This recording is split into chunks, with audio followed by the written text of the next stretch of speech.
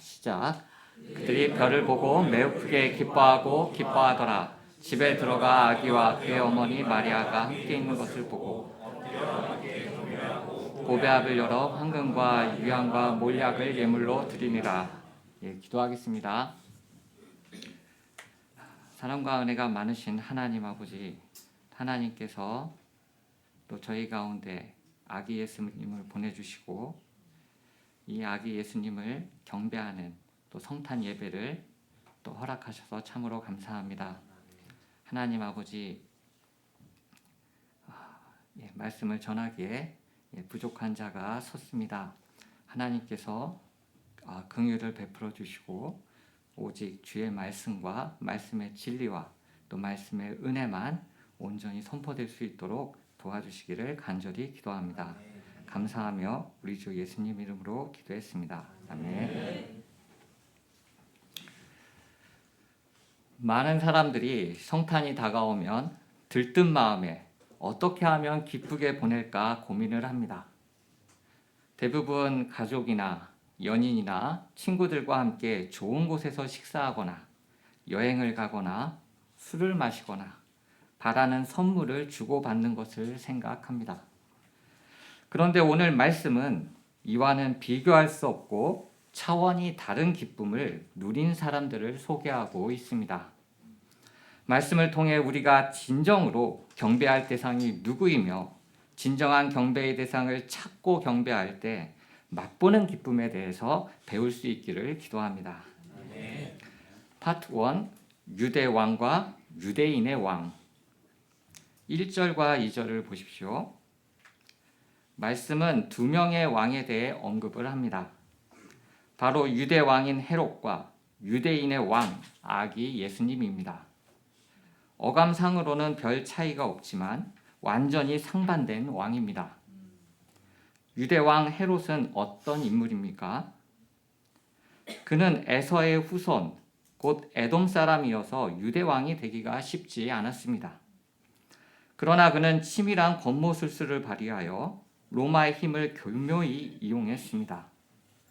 당시 로마의 실력자인 아우구스투스 황제와 교분을 맺어 원로원에서 유대 왕 칭호를 받았고 로마군을 이용해 예루살렘을 점령하고 왕이 되었습니다. 잠깐 지도 보겠습니다. 당시 그 세계를 나타낸 유럽과 중동을 나타내는 지도인데요. 저 붉은색 부분이 이제 로마 제국입니다. 거의 유럽 전역을 차지하고 있고 저쪽 갈색 동그라미 돼 있는 지역이 아주 조그만 유대 지역을 나타냅니다. 그리고 로마 제국과 유대 바로 옆에 이제 하늘색으로 돼 있는 데가 있는데요. 여러분들도 세계사에서 들어보셨겠지만 파르티아 제국이라고 당시 오늘 나오는 그 박사들의 조국입니다. 나라입니다. 굉장히 큰 나라라고 볼 수 있습니다. 하지만 그는 이민족 출신에다가 외세를 이용했기 때문에 유대인의 지지를 받지 못했습니다. 이에 그는 유대인들의 환심을 얻고자 예루살렘 성전을 크고 화려하게 세우고 정통성을 인정받고자 유대 왕가의 공주와 결혼도 했습니다. 크고 화려한 성전을 짓느라 얼마나 많은 백성들이 노역에 동원되었을까요? 얼마나 많은 돈이 들었을까요? 얼마나 많은 세금을 거두었을까요? 이렇듯 헤롯은 오로지 자신의 왕권 유지에만 관심을 가질 뿐 백성들의 신음과 고통은 전혀 아랑곳하지 않았고 왕권에 위협이 된다고 생각하면 아내와 자식들도 죽였습니다. 또한 본문에서 그는 박사들을 속여 아기 예수님을 죽이고자 했습니다.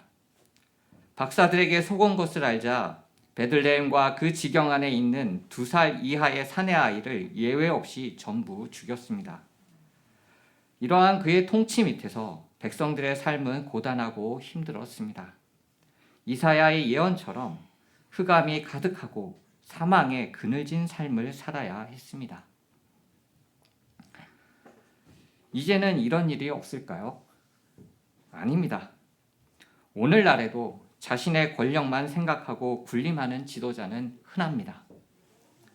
조금 지나면 4년이 되는 러우 전쟁으로 수많은 젊은이들이 죽고 많은 부모들이 자녀를 잃고 경제적 어려움을 겪지만 푸틴은 자존심과 권력 유지를 위해 전쟁을 끝내려 하지 않습니다. 가까이 있는 북한은 더합니다. 북한은 김씨 일가의 권력 세습과 유지를 위해 들어갈 수도 빠져나올 수도 없는 거대한 감옥을 만들었습니다. 우리나라 지도자들도 이 정도는 아니지만 국민들의 기대를 저버리고 적잖은 상처를 주었습니다. 이렇듯 세상 왕들과 지도자들은 자기 권력을 우선 추구하거나 간혹 국민을 위한다 하더라도 한계가 있을 수밖에 없습니다. 그러나 유대인의 왕 예수님은 다릅니다. 자, 6절을 다 같이 읽어보겠습니다. 시작. 6절입니다. 시작. 또 유대 땅 베들레헴아 너는 유대 고을 중에서 가장 작지 아니하도다. 내게서 한 다스리는 자가 나와서 내 백성 이스라엘의 목자가 되리라. 예수님은 군림하는 왕과는 전혀 다른 백성을 양처럼 돌보고 사랑하는 목자 왕이 되십니다. 목자이신 예수님을 생각하면 다윗의 시편 23편이 잘 떠오릅니다. 제가 여러분이 실감나게 느낄 수 있도록 잘 못하지만 구수한 전라도 사투리 버전으로 한번 읊어보겠습니다. 아따! 여호와가 시방 나의 목자신디 나가 부족한 게 있겠냐? 그분이 나를 저 퍼런 풀밭으로다가 대뿔고 가서 뱃돼지를 두드리게 해불고 목마른 깨로 물가상으로 인도했쁘네. 어째였을까? 내 영혼을 겁나게 끌어당겨 불고 그분의 이름을 위하려고 올바로본 길가새로 인도했쁘네. 아따 좋은 거. 나아가 산고랑과 끔찍한 곳에 있어도 겁나 불지 않는 것은 주의 몽댕이랑 짝대기가 쬐깐한 이래도 나를 지켜준다 이거요. 이렇듯 목자는 자기보다 양을 더 생각합니다. 어찌하든 양을 먹이고자 하고 어떤 양도 포기치 않고 보살피려 합니다. 양이 맹수의 위험에 빠지면 양을 구하기 위해 목숨을 걸고 싸웁니다. 목자 대신 예수님은 어떤 양인지 가리지 않으십니다. 유대인이냐 이방인이냐, 남자냐 여자냐, 종교 지도자냐 세리냐 창녀냐 구별하지 않습니다. 한 영혼도 결코 포기하지 않고 부르시고 구원하고자 하십니다. 마태는 이런 예수님의 모습을 다음과 같이 고백했습니다. 상한 갈대를 꺾지 아니하며 꺼져가는 심지를 끄지 아니하기를 심판하여 이길 때까지 하리니. 뿐만 아니라 예수님은 인생들을 죄와 죽음에서 구원하기 위해 자기 목숨까지도 기꺼이 희생하십니다. 나는 선한 목자라. 선한 목자는 양들을 위하여 목숨을 버리거니와. 오직 예수님만이 모든 인생의 목자가 되시며 섬김과 사랑으로 인생을 다스리시고 구원하시는 진정한 왕이 되십니다. 이번 성탄을 통해 우리가 이 예수님을 진정한 목자요 왕으로 깊이 만날 수 있기를 기도합니다. 파트 2 동방박사대 종교 지도자와 온 예루살렘 사람들 1절 하반절과 2절을 같이 읽어보겠습니다. 시작. 동방으로부터 박사들이 예루살렘에 이르러 말하되 유대인의 왕으로 나신 이가 어디 계시냐? 우리가 동방에서 그의 별을 보고 경배하러 왔노라 하니. 헤롯의 예루살렘 궁전으로 동방의 박사들이 찾아와 유대인의 왕을 찾았습니다. 그런데 예루살렘의 제사장과 서기관들도 예수님이 태어난 줄 모르는데 박사들이 어떻게 알았을까요?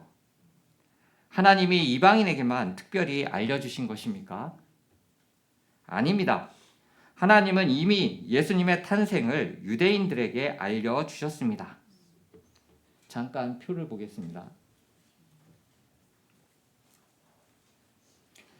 네, 요 표에 3번과 4번에서 보듯 순서대로 나타낸 건데요.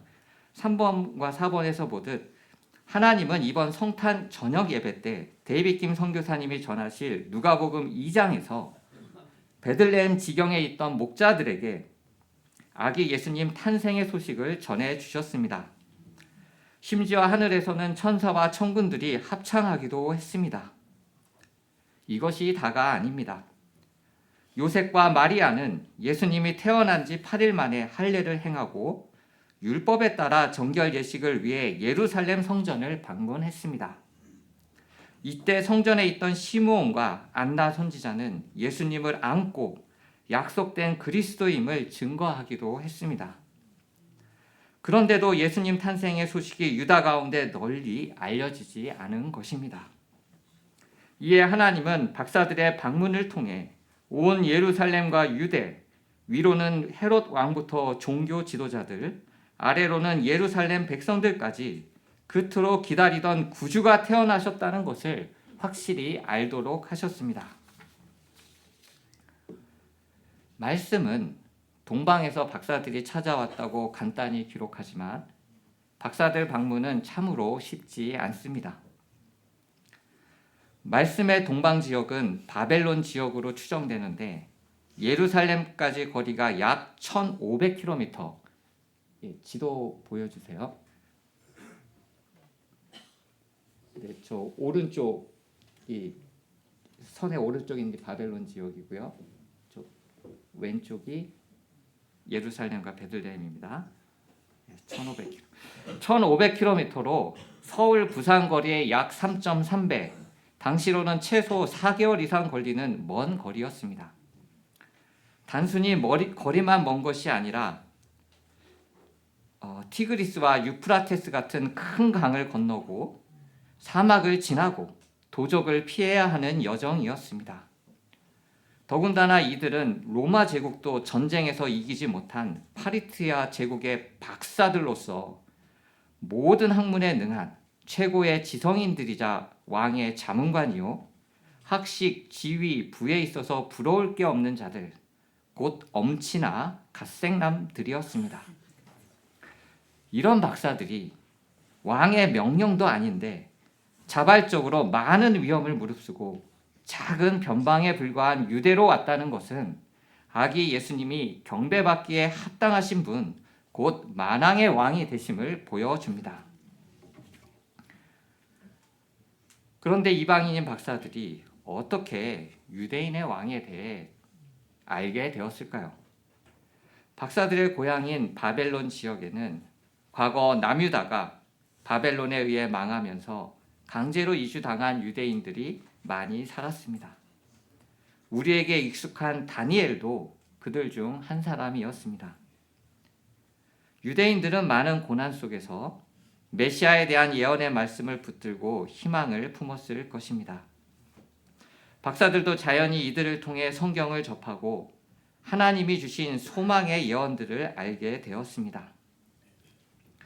규가 유다를 떠나지 아니하며 통치자의 지팡이가 그 발 사이에서 떠나지 아니하기를 실로가 오시기까지 이르리니 그에게 모든 백성이 복종하리로다. 창세기입니다. 한 별이 야곱에서 나오며 한 규가 이스라엘에게서 일어나서. 민수기 말씀입니다. 박사들은 이러한 말씀들을 토대로 모든 백성이 복종하는 규, 왕의 통치를 상징합니다. 이 복종하는 규를 가진 왕이 나타나기를 고대하며 밤하늘을 꾸준히 관찰했습니다. 그러던 어느 날 크고 밝은 메시아의 별이 빛나는 것을 발견하고 심히 기뻐하였습니다. 박사들은 별을 발견한 데 그치지 않고 이 별의 주인공을 직접 만나 경배하기를 간절히 원했습니다. 하지만 메시아가 유대 땅 어디에서 태어나는지는 알 수가 없어 예루살렘으로 찾아와 유대인의 왕으로 나신 이가 어디 계시냐? 우리가 동방에서 그의 별을 보고 그에게 경배하러 왔노라 하며 예수님 탄생을 알렸습니다.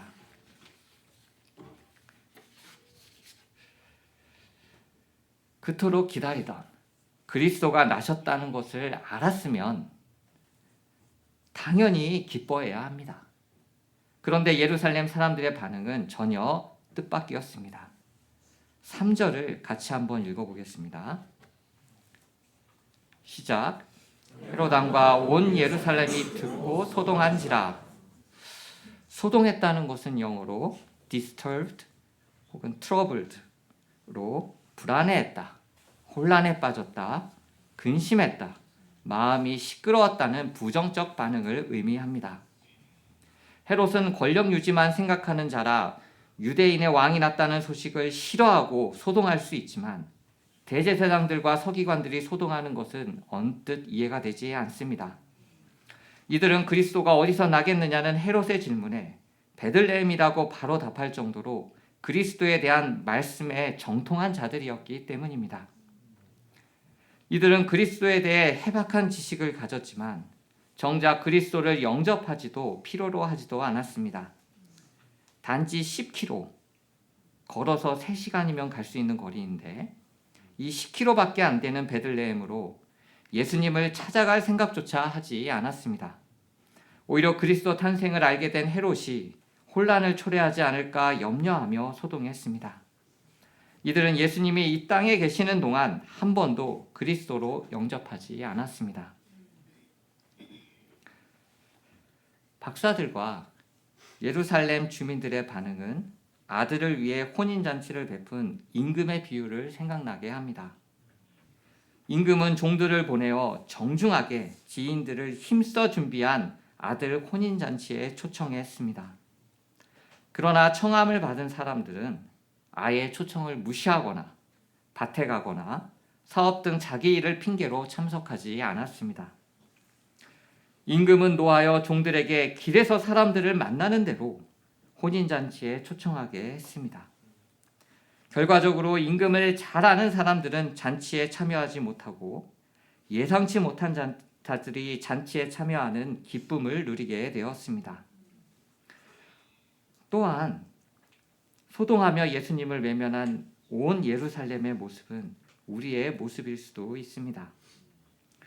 대제사장들과 서기관들처럼 그동안 말씀 공부를 통해 예수님에 대한 지식은 많지만 각자 자신이 직면한 현실적 문제들, 타이트한 직장 생활이나 더 나은 생활을 위한 재테크나 자녀 양육이나 취업이나 입시에 마음을 빼앗겨 예수님에 대한 관심과 받은 은혜가 식어 있을 수 있습니다. 이번 성탄을 맞아 우리가 현실의 분주함을 내려놓고 구주로 오신 아기 예수님께 집중할 수 있기를 기도합니다. 파트 3, 진정한 기쁨과 경배. 자, 9절을 같이 읽어보겠습니다. 시작. 박사들이 왕의 말을 듣고 갈새 동방에서 보던 그 별이 인도하여 가다가 악이 있는 곳 위에 머물러 서 있는지라. 박사들이 예루살렘을 떠나 베들레헴으로 향하자 하나님은 그리스도의 별을 통해 박사들의 길을 인도하셨습니다. 그리스도의 별을 다시 발견한 박사들의 심정이 어떠했을까요? 10절을 같이 한번 읽어보겠습니다. 시작. 그들이 별을 보고 매우 크게 기뻐하고 기뻐하더라. NIV 성경에서는 overjoyed로 간결히 표현하지만 New King James 버전에서는 rejoiced with exceedingly great joy로 표현하고 있습니다. 즉, 느낄 수 있는 가장 큰 기쁨으로 기뻐했다는 것을 알 수 있습니다. 이처럼 예수님에 대한 소망의 회복은 주위 상황이 아무리 나쁘더라도 우리 안에 감사와 기쁨을 충만케 합니다. 이번 주 우크라이나에서 전해온 건희 레베카 선교사님 가정의 소식은 우리에게 이러한 은혜와 감사를 깨닫게 해줍니다. 참고로 건희 레베카 선교사님 가정은 계속 한국에 머물 수 있었지만 우크라이나 오데사에 있는 동역자들과 함께 고난에 동참하고 주의 역사를 섬기고자 지난 10월에 우크라이나로 돌아가셨습니다. 해당 메시지를 함께 나누고자 합니다. 남편인 마태 목자는 교회 리더가 받을 수 있는 종교인 면제권을 받을 수 없게 되었습니다. 당분간 재택근무하고 거리는 차로 이동하며 헌병에게 징집되지 않도록 노력해야 할 것 같습니다. 전쟁이 속히 끝날 수 있기를 기도합니다. 지난 금요일 오데사 총공격으로 5일간 전기 공급이 안 되었습니다. 5개월이 좀 넘게 국가고시가 남아있는 딸 레베카의 수업에 많은 차질이 생기고 스트레스를 많이 받고 있습니다. 하나님께서 레베카의 땀과 눈물을 불쌍히 여기시고 긍휼을 베풀어 주시길 기도합니다. 그럼에도 아기 예수님이 이 땅에 오신 소식은 밤에 빛나는 별과 같이 저희에게 소망과 기쁨이 됩니다. 어제 성탄 말공을 하며 밤에 별만을 바라보며 베들레헴에 도착한 동방박사에 대해 공부했습니다. 어둠 속에 더 선명히 보이는 예수님의 별을 잠깐 놓친 동방박사들의 모습은 저의 모습이기도 했습니다. 어려울수록 더욱 빛을 내시며 자신을 계시하시는 주님을 놓치고 보지 못하는 것은 항상 상황에 눈을 돌린 저의 문제임을 보게 됩니다. 오데사에서 다시 성탄을 맞게 하신 은혜에 감사합니다. 저희 가정을 위해 늘 기도해 주셔서 감사합니다. 별의 인도를 받아 예수님 계신 곳에 도착한 박사들은 어떻게 했습니까? 11절을 같이 읽어보겠습니다. 시작. 집에 들어가 아기와 그의 어머니 마리아가 함께 있는 것을 보고 엎드려 아기께 경배하고 보배압을 열어 황금과 유향과 몰약을 예물로 드리니라. 여기서 우리는 올바른 경배가 어떤 것인지 배우게 됩니다. 올바른 경배는 예수님에 대해 온전히 아는 것입니다. 박사들이 황금과 유향과 몰약을 예물로 선택한 것을 볼 때 이들은 예수님이 어떤 분이시며 장차 무슨 일을 하실지 정확히 알고 있었습니다. 황금은 당시 왕에게 드리는 예물로 이는 예수님이 다윗의 후손으로 오신 왕임을 뜻합니다.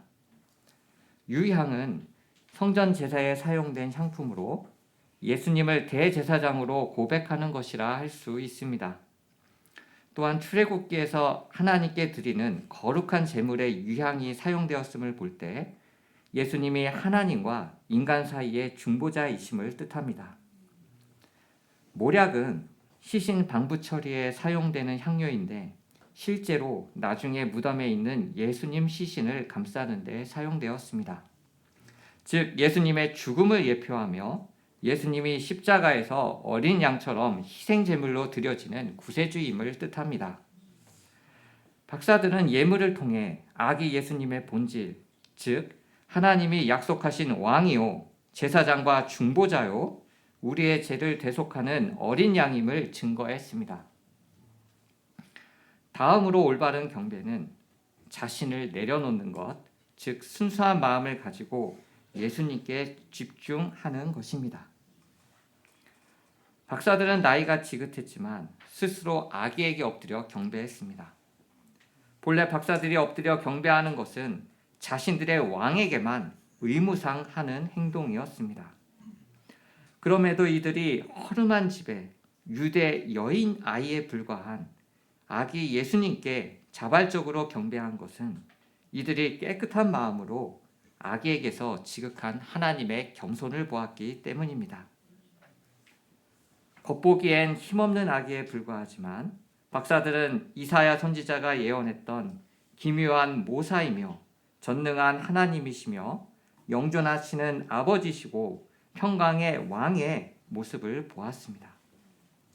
그러기에 기꺼운 마음으로 아기 예수님께 경배할 수 있었습니다. 이렇게 아기 예수님께 경배드린 박사들의 마음이 어떠했을까요?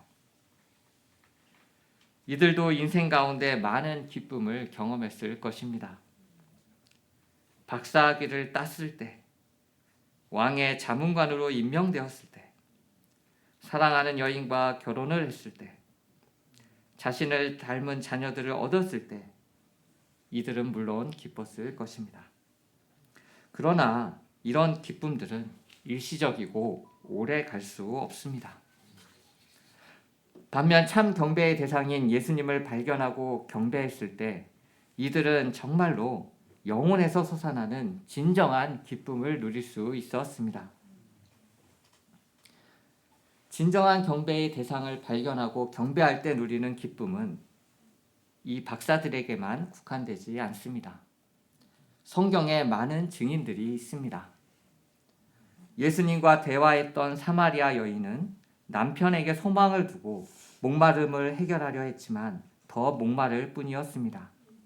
이런 그녀가 참 경배의 대상이신 예수님을 만났을 때 그녀는 심령 깊은 곳에서 그동안 맛보지 못한 최고의 기쁨이 넘쳐 와 보라, 이는 그리스도가 아니냐 하며 온 마을 사람들에게 예수님을 증거했습니다. 세리장경 거부였던 삭개오도 마찬가지였습니다. 예수님이 그의 이름을 부르시고 그의 집에 유하겠다고 하셨을 때 그는 기쁨과 감사가 넘쳤습니다. 삭개오는 자신의 소유의 절반을 가난한 자들에게 주고 만일 누구의 것을 속여 빼앗은 일이 있으면 4갑절이나 갚겠다고 예수님께 고백했습니다.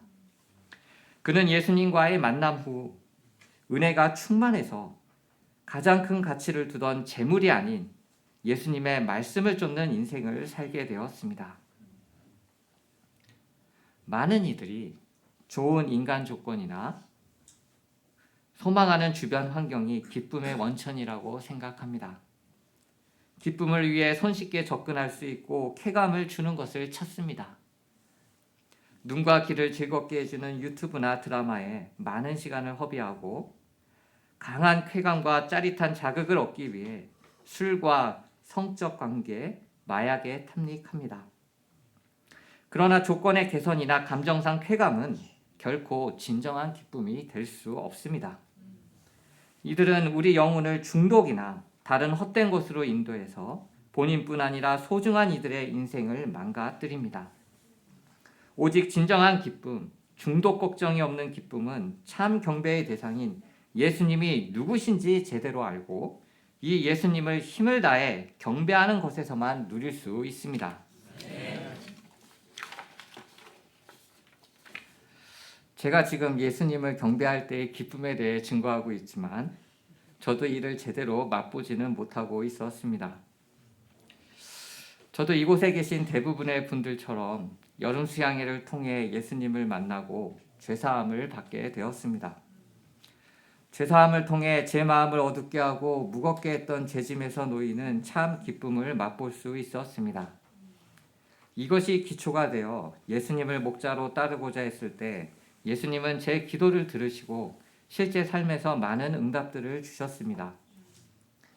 하지만 이 은혜들이 예수님을 더 깊이 알고 경배하고자 하는 소원으로 이어지진 않았습니다. 저는 예수님을 섬기고 경배하는 일은 적당히 수동적으로 하고 대부분의 힘과 시간을 현실적인 재미와 유익 그리고 재물을 늘리는 데 사용하고 있었습니다. 그럼에도 별로 문제의식을 느끼지 않았습니다. 그런데 본문의 박사들이 굳이 하지 않아도 되는 많은 위험과 희생을 감수했지만 악이 예수님을 찾고 경배함을 통해 진정한 기쁨을 누렸음을 깨닫게 됩니다. 또한 우리 가까이서 박사들의 삶을 실천하는 분들, 특별히 인우가 김동희 목자님들이 항상 바쁘고 피곤함에도 누구보다 주님의 역사를 열심히 섬기고 항상 기쁨이 충만한 모습들을 보며 제 생각이 어리석었음을 깨닫게 됩니다. 제가 이분들과 같이 다 따를 수는 없겠지만 예수님을 더 깊이 알아가고 힘써 경배함을 통해 진정한 기쁨을 누릴 수 있기를 기도합니다. 앞으로 또다시 헤맬 수도 있지만 박사들처럼 다시 별을 찾고 예수님 경배를 회복할 수 있기를 기도합니다. 오늘 우리는 예수님이 우리 인생의 진정한 목자요 왕이 되심과 예수님을 경배하는 것이 우리 인생의 진정한 기쁨이 됨을 배웠습니다. 또한 박사들과 달리 율법과 말씀으로만 그리스도를 잘 알던 대제사장과 온 예루살렘은 소동하고 당황하며 예수님을 외면하는 불편한 진실도 보았습니다. 이번 성탄을 맞아 각자 스스로의 모습을 돌아보고 아기 예수님을 힘써 경배할 수 있기를 기도합니다. 우리 모두 구주로 나신 예수님을 경배하는 영혼의 기쁨을 충만히 누릴 수 있기를 기도합니다. 요절 말씀 같이 읽고 기도하고 마치겠습니다. 시작. 그들이 별을 보고 매우 크게 기뻐하더라. 집에 들어가 아기와 그의 어머니 마리아가 함께 있는 것을 보고 엎드려 아기께 경배하고 보배압을 열어 황금과 유향과 몰약을 예물로 드리니라.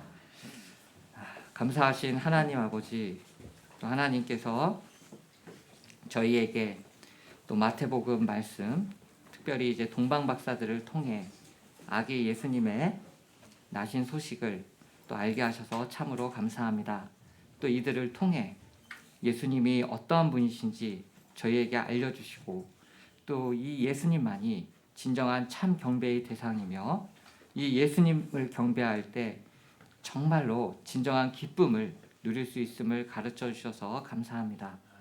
저희가 이번 성탄을 맞아 이 아기 예수님께 집중하고 이 아기 예수님께 경배함을 통해 저희 안에 이 예수님을 통한 기쁨과 은혜가 충만할 수 있기를 간절히 기도합니다. 감사하며 우리 주 예수님 이름으로 기도했습니다. 아멘.